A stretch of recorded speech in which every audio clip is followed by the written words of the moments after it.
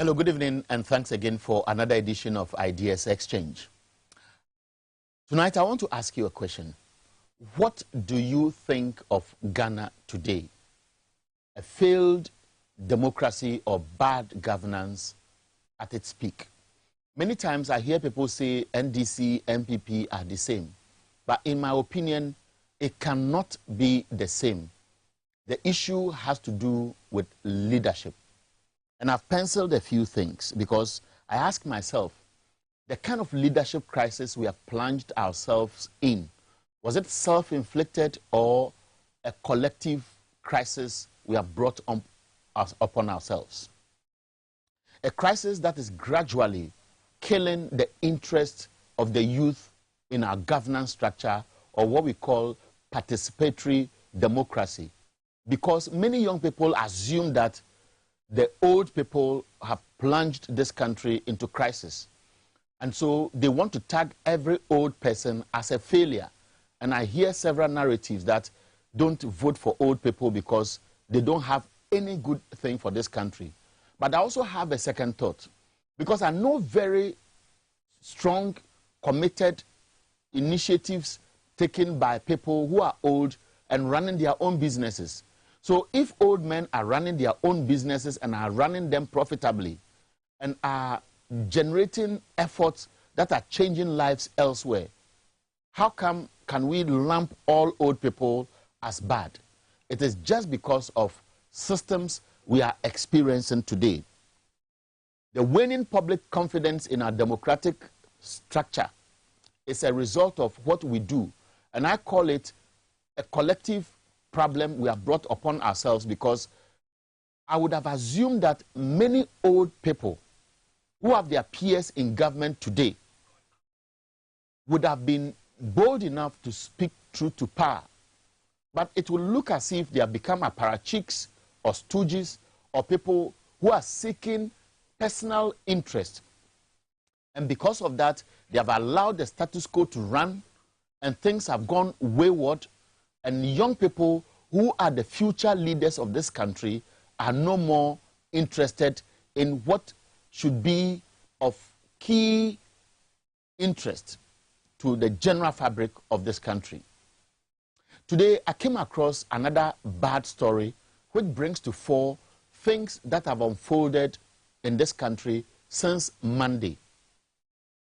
The latest one is about the Office of the Special Prosecutor, which is conniving or liaising with the FBI to trace the assets in terms of cash, wealth, transactions by the former Minister for Sanitation. And I want to read the tweet the Office of the Special Prosecutor put out there. It says, the Office of the Special Prosecutor and the Federal Bureau of Investigations, U.S. Embassy, Ghana, have initiated concurrent inquiries into the activities of Cecilia Abena-Dapaah, the former Minister for Sanitation and Water Resources, and her associates. These investigations primarily focus on examining these assets and financial transactions within the United States of America. This collaborative effort is to ascertain the lawfulness of Ms. Dapaah and her associates' wealth, both in context of their funds transitioning from Ghana to the United States and vice versa. It is instructive for me to make reference to this because just recently, one of the flag bearer aspirants of the NPP made a serious allegation that people are looting this country as if their head is not there, and they are stashing this money outside. Listen to Kennedy Japan. The NPP is looting this country as if there's no tomorrow. Why? Why? Who really got your vocabulary? What do you mean? The youth of this country are not working. Now we're intimidating and control. I will put my life on the line and defend.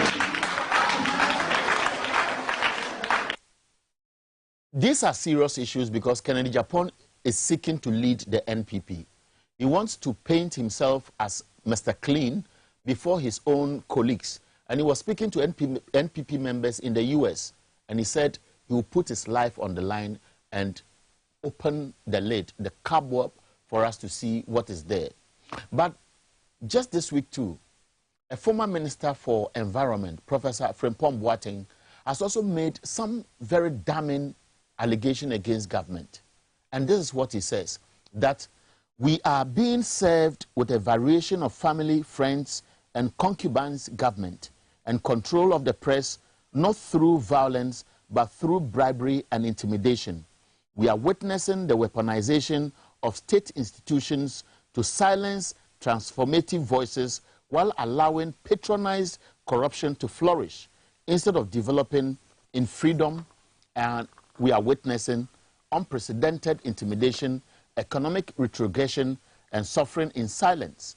NPP, how did we get here? And this from Professor Frimpong Boateng. And so if you're a young man, it will look as if there is the state of hopelessness. So tonight, our conversation will be looking at governance, we're looking at the crisis we are in, whether we are at our wit's end or there is a way out. But before I introduce my guests, you recall, and I'm sure you are aware today, 2 octogenarians addressed the press conference. Brigadier General Nunu Mensah and Dr. Nyaho Tamaklo. These are former military officers, and they felt things are getting out of control. Let's listen to Dr. Nyaho Tamaklo, and what he says is very instructive, especially for whoever will take over the mantle of this country in 2025. To what is happening in Kolebu at the renal unit, those with kidney problems, monies stolen by politicians can, correct the fall there within a second. But where is the money? Secondly, the culture of resignation is what is destroying this country. Go to Singapore today and you'll be shocked. What did they do different that we cannot do? It all depends on the leader and the leadership. Lee Kuan Yew made it plain that if you are caught stealing, you will be dealt with. And one of his close aides was caught stealing state money. And the person came to him thinking if he spoke with him, he will let him go free. And he said, I won't allow that. Let the law take its course. And what that colleague of his did was, the next day, he went and hung himself. I mean, it looks like a tale, but it is true. These are people who are committed. They know exactly what they want. They are building a nation. I remember vividly when Nkrumah was released from Jamestown. I was then in either class 1 or class 3. I didn't go to class 2. At Adabraka Presbyterian Primary School. It's still there till today, on the Kwame Nkrumah Avenue. We saw him as children. He came to his friend K. Bodema, who was staying right opposite our school. And adjacent to him was J. Brahma. To our school was J. Brahma. Can you believe Brahma was paid his salary? And it was more than what she should have been given. He sent it back. J. Brahma. Now, our leaders rather steal the money. And they steal with arrogance and some sort of, I don't know how to put it. They steal the money.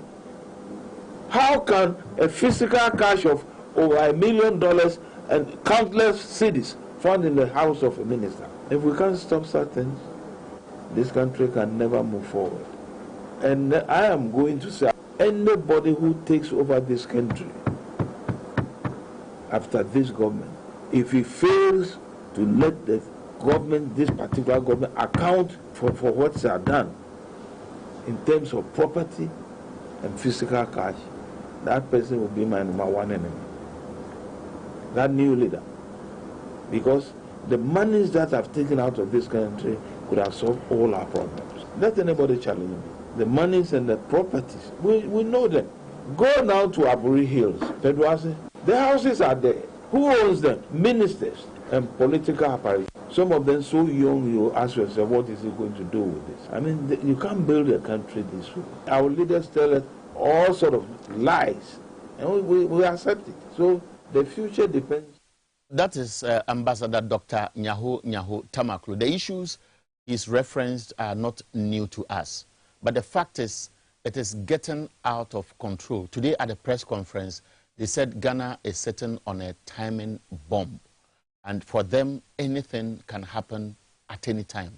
And they know they are over 80 years, they are going, but they fear for the future of this country.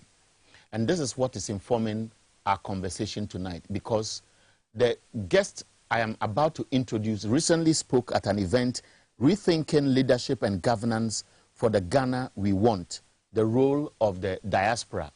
He spoke at this event, and the gentleman I am about to introduce is a former local government minister, is a former member of parliament, and currently a governance and public policy analyst, is Mr. Akwesi Opong Fosu. Thank you for your time, and happy to meet you again. Yes, pleased to meet you after how many years? After, maybe about 2 years. After almost 2 years, yeah, yes. Right. I'm sure it's one of those things. I know you are very busy. You were in U.S. recently to address another major event. Yeah. And I'm told it's one of, who was that, the U.S. event? Reverend Jesse Jackson. Reverend Jesse Jackson. Yes. Who was also somebody I've met before. He's a good friend of mine. Oh, great. I remember one of those years, around 2007, 2008, he was in Ghana. Right, yes. And then we had an event at the Golden Tulip with the Tego sisters, Reverend Yosen, and we had a good time. Perhaps I could have told you to remind him, but that's a long time. I don't think you remember me, but I have some nice pictures with him. But I deliberately invited you here because you come across as somebody who stands tall. And I have been following you for some time now, and I chanced on the subject you address, rethinking leadership and governance for the Ghana we want, the role of the diaspora. Right. Now, the topics I went through were the Ghana we want, democratic governance. You were looking at the era of globalization and democratization, leadership and best practice, transitional politics, its effect on consequences, and how things can be done differently, among others. Now, first of all, when you reflect on Dr. Nyaho Tamaklo's concern, and then you look at the quick references I made to OSP, Frimpong Boateng, Kennedy Japan, and so on, what goes through your mind as somebody who has been in government before and now speaks to governance issues? Yeah, all these happenings are the fruits or the consequences of the seeds we have sown as a people. It starts with our value systems, our belief systems, in connection with leadership and governance. So, listening to Dr. Nyaho Tamaklo, all that in summary is the leadership failures that we are confronted with. As a result of that, we have a dysfunctional governance system. So how did we get to this stage? We've traveled this journey before. And I quite remember, it reminds me of the Champon era through Kutu and the June 4th and all that, when the country, everybody knew that something was going to happen, but we didn't know the form that it would take because there was a lot of tension. The widening gap between the rich and the poor, and the tensions, the poverty, strife, and all that. People were going anywhere in this world. And this is the same thing happening now. You pass through the various visa processing centers, and you'll be alarmed at people who have converged there, trying to find their way out of the country. You know, you speak with a lot of people and they all want to leave anywhere but Ghana, and it's not a very good feeling for us as a people. When I was traveling for this conference, I'd committed myself to go, and then I realized I needed to renew my passport. But when I saw the requirements, but for the fact that I'd committed myself to it, I wouldn't have applied. Why? I felt like the application fees. It's not even the fees, but the requirements. You know, you ask yourself, is it worth it for you to be turned inside out with all these requirements? Previously, I had some invitations to address some of these conferences in India, China. I looked at the requirements and I didn't go. I said, can I do an online, a Zoom? But they wanted an in-person, so I said no. It was because I didn't want to go through that process, you know. So it's because as a people, we have failed ourselves. And as Malcolm X said, when your country is strong, you are respected. And he made reference to China. He said when China was weak, there was a saying that he didn't have a Chinese man's chance. Mm-hmm. And then Chairman Mao and those who followed said, we want to make people respect China and Chinese people. And China is one of the powerful countries now, rubbing shoulder to shoulder with the U.S. Now, how hopeless can the situation be likened to the period when many Ghanaians were going to Nigeria and we saw the dehumanization we went through? Right. Many Ghanaians were going to Liberia, and when the Liberian War came, we saw many Ghanaians returning back home, and we saw the distress in the late 80s, or sorry, in the mid-80s, late 80s, early 90s, how things happened. And of course, many Ghanaians were in Cote d'Ivoire too. And just as you made reference to people going to UK, US, and so on, does it suggest that we have peaked and therefore the level of hopelessness is beyond control? That's the feeling now amongst many Ghanaians. That's the feeling now. And we need to really, as I said, rethinking our leadership. What is our leadership purpose? I think we have to go to the basics. What is our leadership purpose? When Lee Kuan Yew came to Ghana, actually he was coming to learn from us. He had just been made the elected prime minister of a newly independent country, some 3 years after Ghana. So he had heard about Kwame Nkrumah and all that was happening. He came to Ghana, and the minister who was to aid him around, normally ministers will accompany a visiting president or prime minister. And in his book, From Third World to First World, he cited that encounter with this minister who he described in his book as a notoriously corrupt person. It was all about what he was achieving for himself. You're talking about Singapore then? No, the Ghanaian minister. Right. No, Lee Kuan Yew's his visit to Ghana to learn about our vision as is being presented to the world by Kwame Nkrumah and his government. So he thought he could learn more. But this minister, he said at every turn of a sentence, you say that a man must have ambition.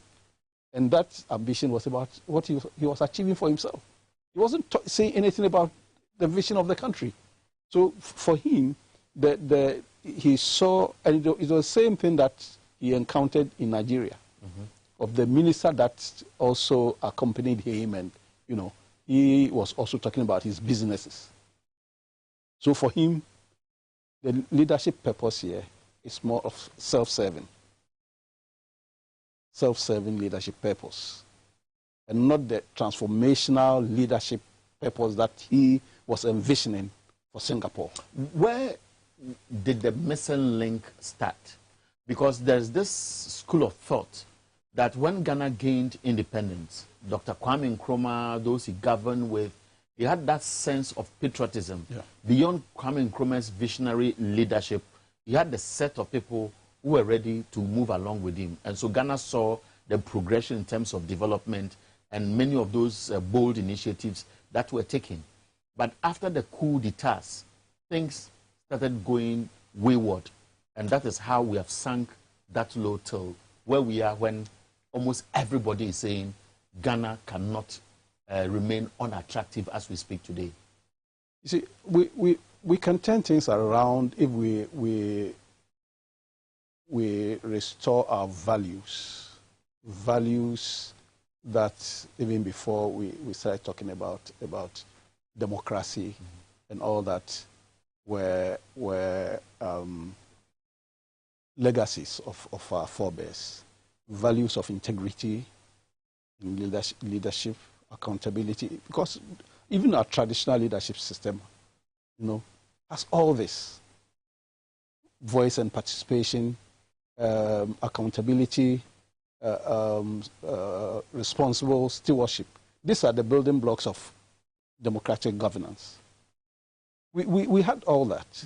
And on top of that are the pillars of institutions, political institutions, economic institutions, social institutions. But if you don't have the foundation, a solid foundation on which to build your democratic governance, everything will start collapsing like a pack of cards. What do you describe as foundation? And in this case, how do we purge these heavily compromised state institutions that are supposed to be independent and so become the pillars on which the democracy we want can be built to levels? If on the onset we are involved in transaction politics, leadership in the marketplace, where the highest bidder gets elected through the system of gatekeeping by delegates, that's where the whole system gets corrupted. With that, it affects the work of legislators. The expectation of the people is that, and the gatekeepers, the activists, is that you are there to kind of how do I put it? Seek selfish interest. Our interest. You are there for our personal interest. A very good friend of mine lost his primaries, and when I checked out, because I knew he was doing a lot for his constituency in terms of public goods, infrastructure, and all that, and then I got to know that his party members, the gatekeepers, were saying that what he was doing was for everybody, but he wasn't taking care of them. So he lost his primary. So that's why I'm saying that we have to renew our mindset about leadership. That we not all of us can be in parliament or can be in the assembly, our local assembly. We elect representatives to represent our interests as a public concern, public interest, not private interest. So how to distinct our private interest from the public interest through which the representatives are to pursue is one of the issues. There is still this lingering question about how can we hedge ourselves. Now, the reason why I want to stay here a little is that Ghanaians agree as we speak that many key institutions have been compromised. Yes. The EC, the judiciary, they don't want to hear it, but the truth is that they have been heavily compromised. And that is the perception out there. The police service, the military, and all these institutions are supposed to be gatekeepers in one way or the other. So Parliament may so represent the people, but they may be there for political party interest. So we may decide to lead them out of the institutions I am making reference to. Now, how difficult will it be for a new leader tomorrow to purge these institutions, which have human beings there who may be there for their particular interests? See, ethical conduct is one of the building blocks of democratic governance. But once we are eroding all these blocks, and then you give those in authority, those leaders, the opportunity to evade accountability and responsibility. That's why a lot of things are happening brazenly with impunity, because nobody is holding them to account. The media, civil society are all part of the governance system. Previously, when we say governance, it's about the government, what the government is doing. But when the shift came with globalization and the end of the Cold War and all that, the space is opened up for non-state actors to be part of the governance system. And they have a role to play to hold government to account, to hold government to be responsible. But when non-state actors like the media, civil society, think tanks, and all that become partisan, that's where then we have a challenge. There is a growing phenomenon. Some say, and I'm making reference to this particular government, that they seem to have decided that you can go to hell with your complaint because the institutions won't deliver. And so there is this narrative, go to court syndrome, and people think the courts are there to deliver in a certain direction. Many people will make reference to the police service, and cases many people are privy to will never be pursued to the end. And at the same time, you go to other key institutions. Now, if a government will not allow itself to be subjected to the controls of these pillars of democratic institutions build up, what can citizens do differently? You see, that's why in recent times there are some agitations by actors, activists. They are not necessarily from political parties, but people who are concerned about the direction the country is going, and they want to see a turnaround. So citizens can, in many ways influence the direction of things, even as the various institutions have been seen to be compromised and aligned to the kind of things that are happening in the country. But one of the questions that came up when I went to UK was that, what is the NDC as the opposition up to the task? I said yes. The issues right from day one have been raised by NDC as a party at the various press conferences, various activities. Minority in Parliament have also raised issues.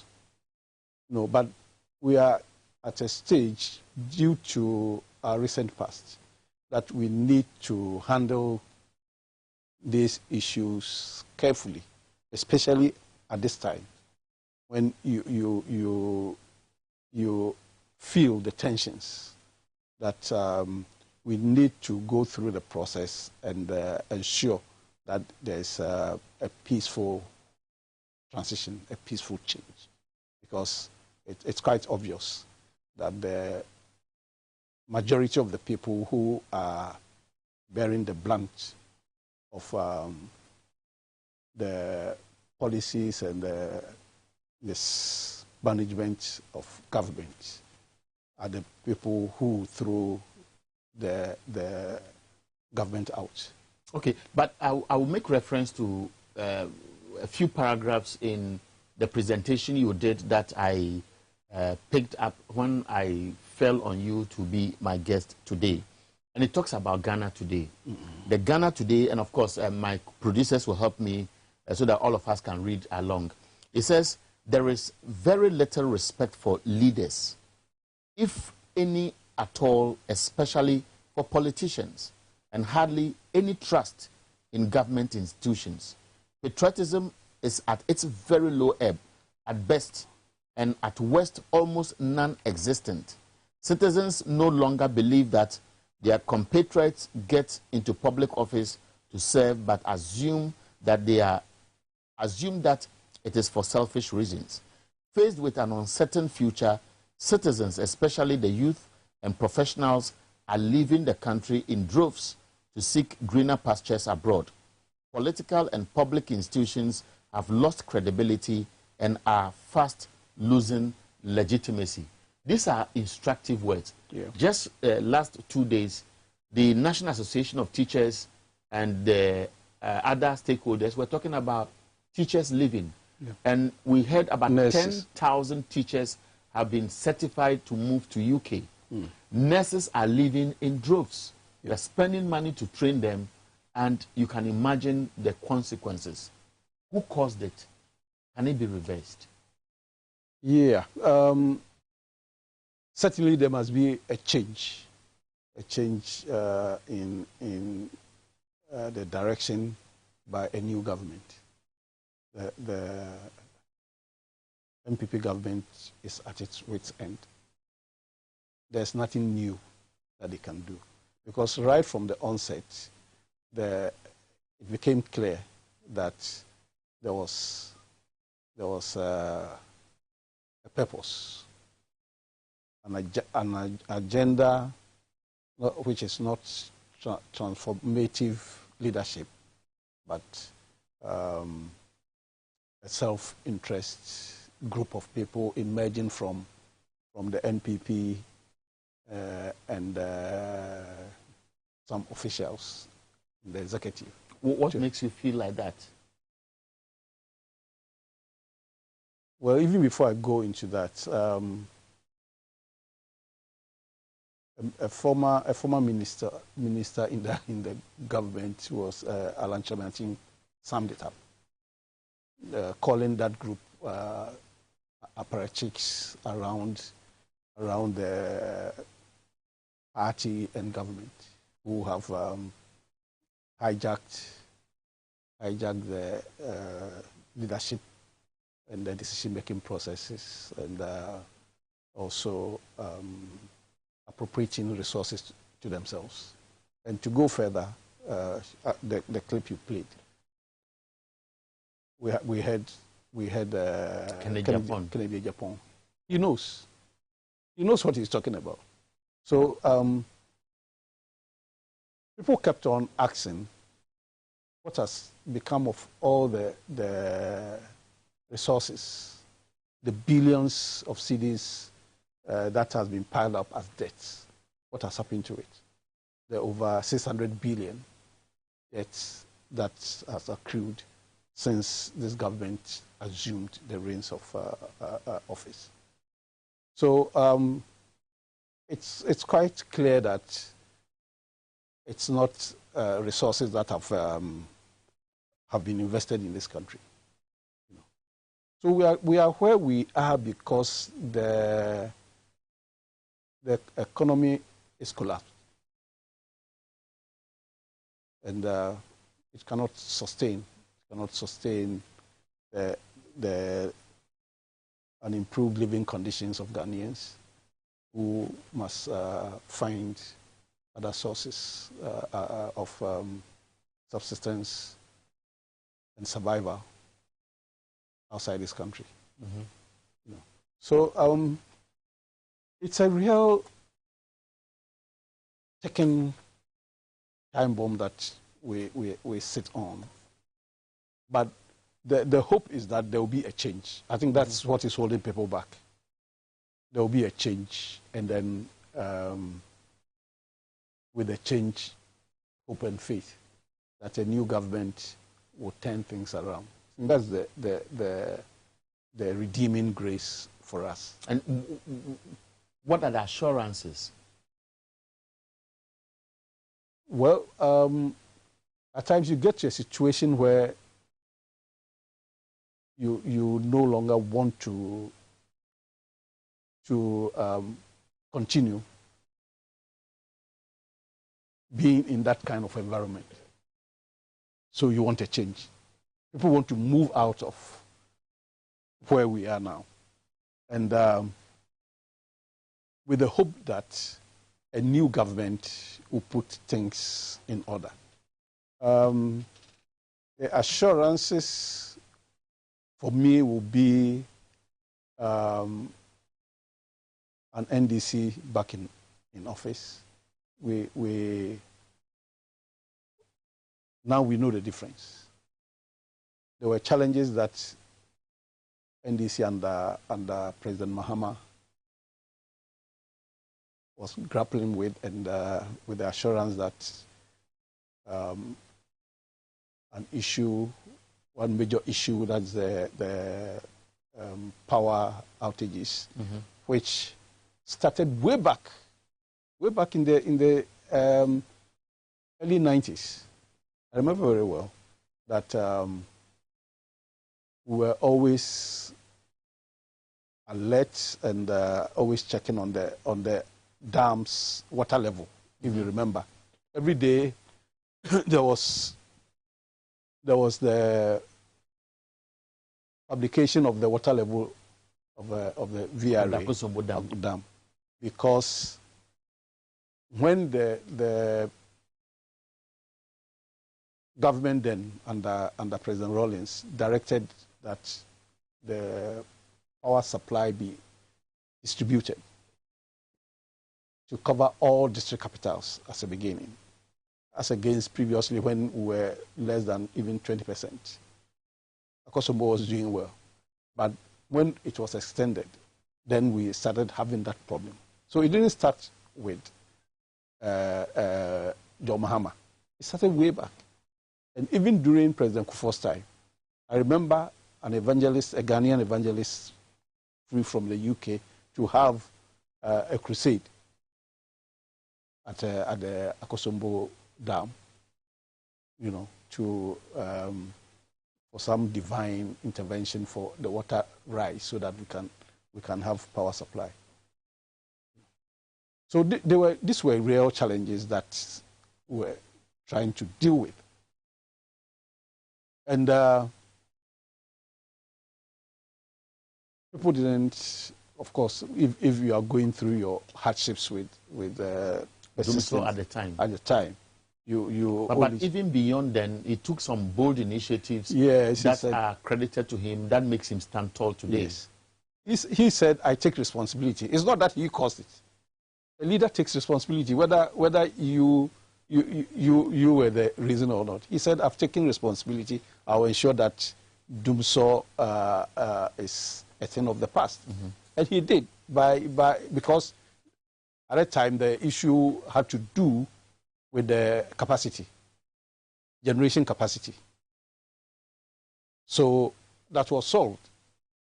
So we need that kind of leader who will confront the issues and deal with them, who has a long-term vision to grow the economy in terms of the various policies and infrastructure that you put in place for the economy to take off. So there is a sense that, now we see the difference, that between the two. At times when people get frustrated, they say they are all the same. It's because people are now losing confidence based on when the challenges were there and the kind of criticisms and the promises that were given. So now with the kind of leadership role that they have exhibited and demonstrated, people now see the difference. Okay, my guest tonight is Kwesi Opong Fosu, a former MP, Minister of Local Government and Governance and Policy Analyst. We'll be taking a break. When we come back, we'll be looking at governance best practice. We'll be looking at what the youth can do differently from what we see today, where they sit aloof and they appear to have lost interest in participatory democracy. Now, there is an important event that is coming up this Friday. This event is related to the NDC, and the information I have is that the caucus of NDC parliamentary aspirants will be inaugurated. The full inauguration will be taking place on the 13th of October, that's this Friday, at 2 p.m. at the Nat Hall in Accra. The information I have is that all the parliamentary aspirants who lost the primaries that has picked candidates for the 2024 elections have come together and they want to come and say something this Friday. We'll be there, we'll be covering live on TVXYZ and Power FM. Stay with us, we'll be back. But I cannot go for break without letting you have a feel of what Brigadier General Nunu Mensah said at the press conference today. You people have to make a choice. Me at 87, I'm almost gone. But you must wake up and make sure the future of you, your children, wife and children, is secured. That's what you people should be doing. Our fears are that there's a tree, what is our fears? What's our fears? See what's happening in the Middle East between Israel and the Palestinians. You see the death, the toll, the blood which is being shed. That's our fears. If you saw June 4th, so when we are speaking, please listen carefully. I became chief of defense staff, but bloodshed everywhere. Slaughtered all our beautiful generals, Odate Wellington, Afifa. General Bauer, that was first the coup, the sixth. These were wonderful people. Odate Wellington, Joe Frelly, Yabuachi. They were my colleagues. I don't know, I survived. Maybe I survived to tell the story so you can hear and learn from it. We are serious. I'm not joking here. See the bloodshed in the Middle East, what's going on today. See the killing going on today. No one knows how it's going to end. And don't tell me it won't happen in Ghana. It can't happen here. If our leaders stop raping our economy, raping the country and taking our money away, some madman far worse than Rollins will get up and say, to hell with you. And I'll be gone. Don't tell me I'm going to hang over at that time. I'll be gone. But we are scared because we have seen it before. We don't want it to happen again. That is why our leaders must clear their ears and hear properly.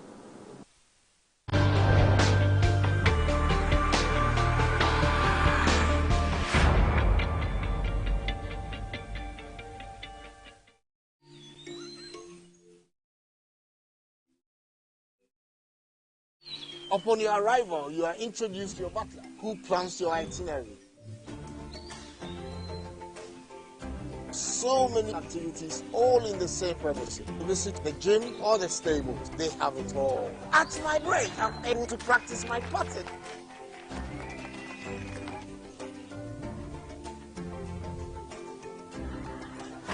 They used only electric vehicles here. This creates a serene environment.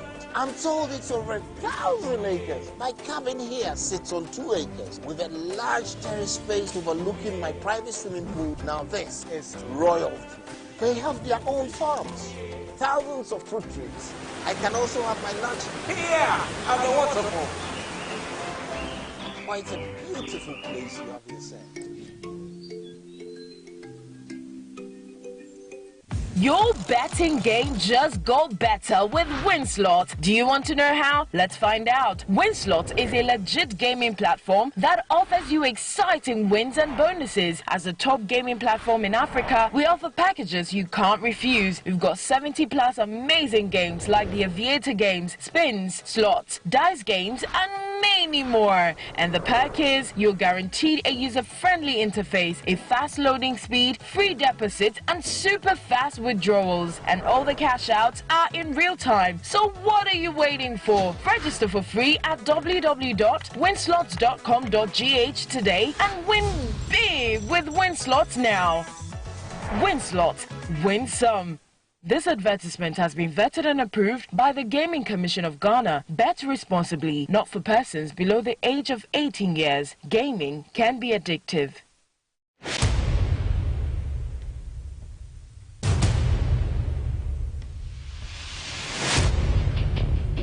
The average human body mass should have at least 60% water for optimal performance in any physical or mental exercise. We can help you maintain it naturally.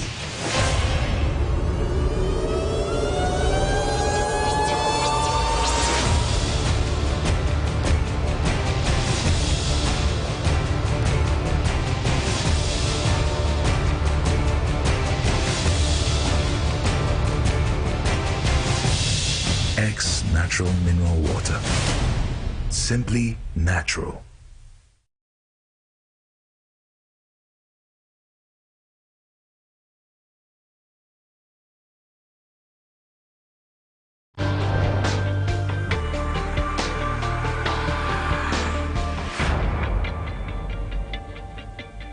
Welcome back. This is TVXYZ, and my guest tonight is Opong Fosu, former MP, former Minister for Local Government, and of course a governance and policy, a public policy analyst.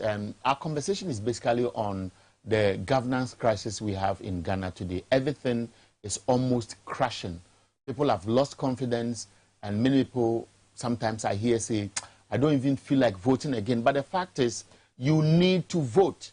Many young people are not following politics in this country, and for that reason, they don't even know what happened in the past and how some of the mistakes in the past, if not addressed today, head on, can plunge this country into a crisis that we will never be able to cope with, especially if you listen to Brigadier General Nunu Mensah. He just said, if you can't imagine how serious it could be, just reflect on the bombardments that are going on within the Gaza Strip and what happened to Israel.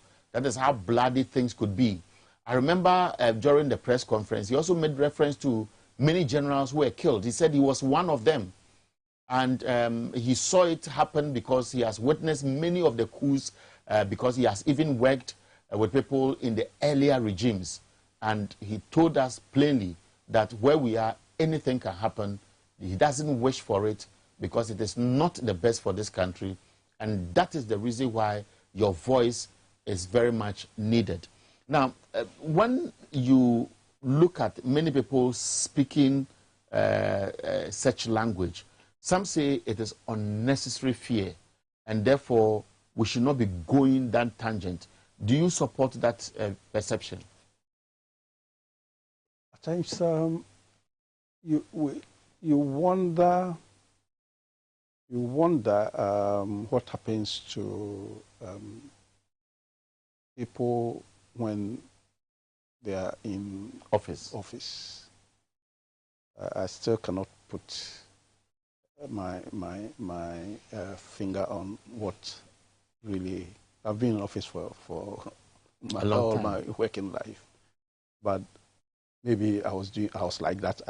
I don't know, but the kind of brazenness and the belief that nothing can happen is a cause for worry. If you have your fingers on the pulse of the nation now, you won't be saying that it's just a kind of empty threats and people are just crying wolf. There is a real danger ahead. You listen to people and you get scared the way they are thinking with regards to the direction of the country. It's not something that we should play with. Government can bring tensions down by the kind of posture and the response to citizens' concerns, you know. But when when officials and party leaders and activists go along the tangent of like what happened at UTV and some of the utterances by communicators, it infuriates people. And the more they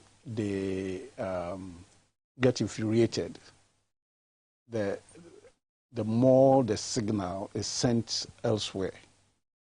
You might think that you are in control because you have the top security apparatus within your reach. But with what happened, we have an experience that lower ranks can also misbehave. Can also take up the decision to correct things. Yes, and we can also have something even outside those who wield weapons. It can even come from civilians, a kind of revolt. Anything can happen, you know.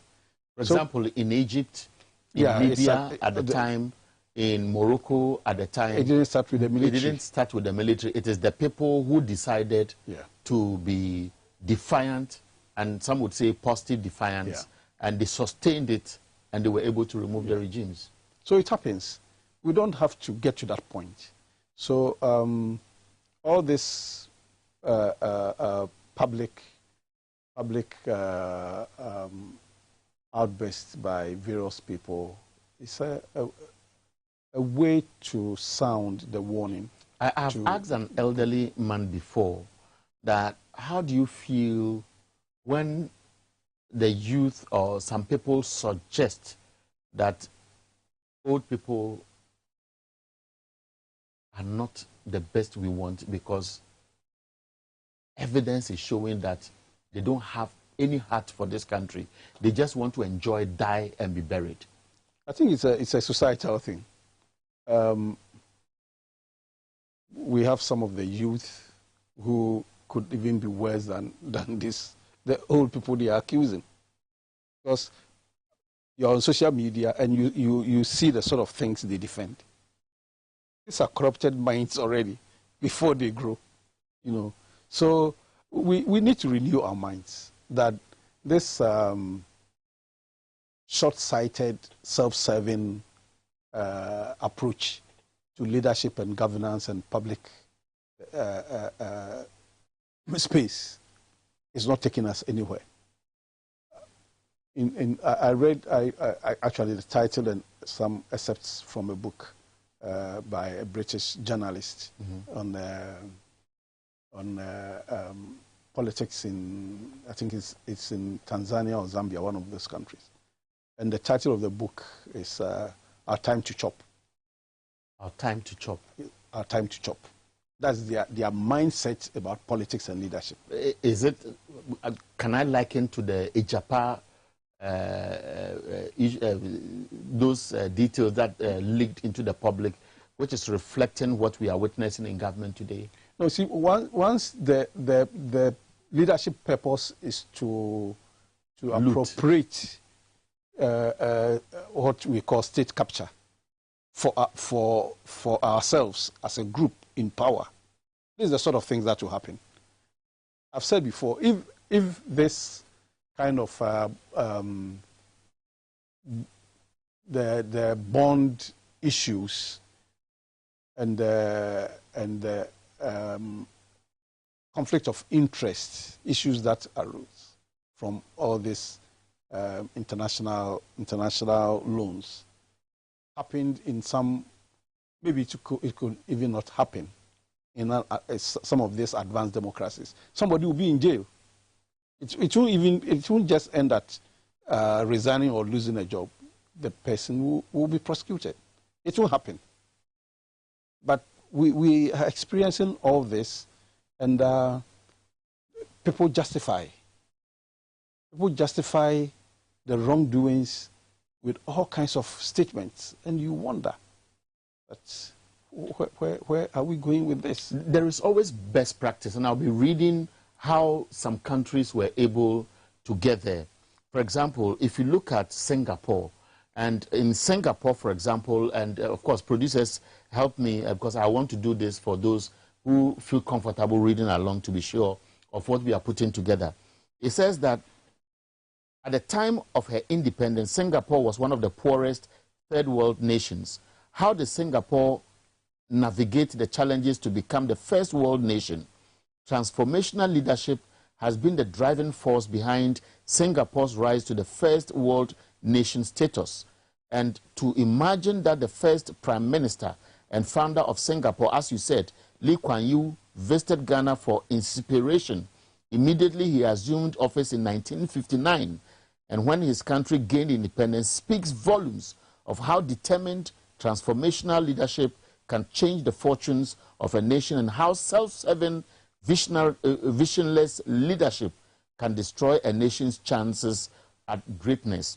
Now, there's another one which talks about China. It says, China's transformation from poverty to economic power is deeply rooted in the commitment of leadership to never again see its citizens suffer domination, disrespect, and indignity. And the last one was Malcolm X. And Malcolm X, for example, the American civil rights activist, once pointed out to Africans in diaspora to support Africa to be rich and strong, and noted that when China was poor and weak, there was a saying that you don't have a Chinese man chance, but when China became rich and powerful, the saying which disrespected Chinese disappeared. Here we are, our resources are virtually in the hands of the West. Our leadership have become puppets of the West, which roll red carpets for us, i.e. our leaders, when they are pretty sure of the bad governance, corruption, open stealing, and wickedness on the average poor people. But where the whip can help us to straighten our path is not coming, and we are cowed, it will look as if we are being led astray into a ditch. You see, the China, Singapore, South Korea, all of these countries were able to launch themselves from the level at which they were with us through leadership. It was just leadership. And the principles that we are trying to, we are shying away from, accountability and all that, transparency, accountability, responsible leadership, were the bedrock upon which they launched their economic growth and development. You know. So we cannot do the worst things and expect the best. We have to do it right. And President Mahama has assured that we will do things differently and correctly, differently from what the MPP has demonstrated to Ghanaians. And you are basing this on his track record? Yes. Because we saw it. We saw a transformational approach. Maybe at the time people did not see. For instance, when I was Minister for Local Government, and I was approached by a team. One happens to be a chief in the Ashanti region, and his team that were promoting this Kajitia project. The proposal had been at the ministry for some years, even during post Rawlings administration. So you can imagine the number of years. But when they came to discuss it, I looked at it and I saw that this is a project, a legacy. I discussed with President Mahama. He said, go ahead. That started the process of consultations with the regional administration, KMA, and Mansia Police, Otufo, and the traders. So today we have KGTR. That's how we saw a replica in Cape Coast, in Ho, and several other ones which were in the pipeline. They were all part of those projects. These are economic infrastructure. Apart from social ones, education, health, and all that, if you observe critically, you see that all these programs were leading us to growth and development. That's how transformational leaders build their countries. If John Mahama had not been voted out because of the assurances or the false hope that was given to Ghanaians in 2016, Ghana would have gone very far. That's the impression I get. Absolutely. Absolutely. And I've raised this before. Two issues that were the tag was had to do with incompetence with this Jumso thing, which to me is you think Ghanaians have unfortunate. regretted voting him out? I believe so. I believe so. I hear comments every day on social media from people doing their own video clips and all that. Now, so our time is up. Before we leave, I'll give you just a minute. If we were speaking to a young Ghanaian who may have lost hope in governance or democracy because of what we are witnessing today, and you wanted to encourage that person to have hope because all is not lost, what would you say? You know your camera. Yeah. As a people, we have allowed leaders to take us for granted because of the way we support political parties and leaders. We are part of the leadership. As the leadership has to do with leaders, the followers, and the context, the values. If we say that this particular political party is within my stronghold, and for me, whether good or bad, I'm going to support the leaders in that party and the political party. Straight away, you give the opportunity for people to do their worst, because they know that no matter what, they have some support that their activities will not be questioned. So the youth must also rethink that this identity politics is not helping their future. You don't need to support a leader or a political party because in the environment that you grew in, the value and the belief system is that this particular political party is in my blood. I mean, it doesn't. If you do a blood test, you won't see any political party. They must look for visionary leaders. Look for the visionary leaders. Let them demonstrate that they care about your present and your future. Once you are able to do that, you are going to hold people to account. You hold people to account and make them deliver. Otherwise, they will take you for granted, and at the end of the day, you feel frustrated.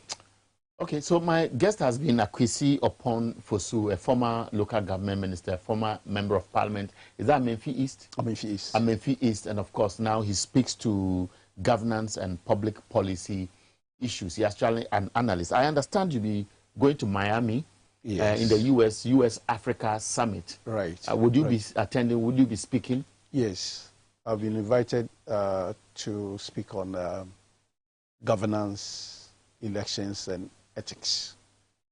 Wow. Because whilst investors are keen on partnering Africa for its growth, they also have concerns about the direction of our governance systems, and especially with elections.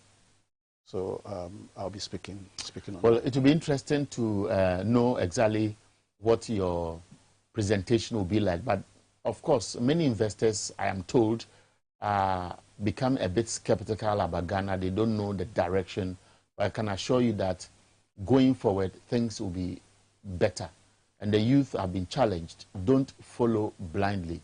Look for leaders with track record, leaders who have demonstrated or can demonstrate their commitment to do what you want. And together, let's have a country all of us want to see together. My name is Ahianyo, and see you again next week.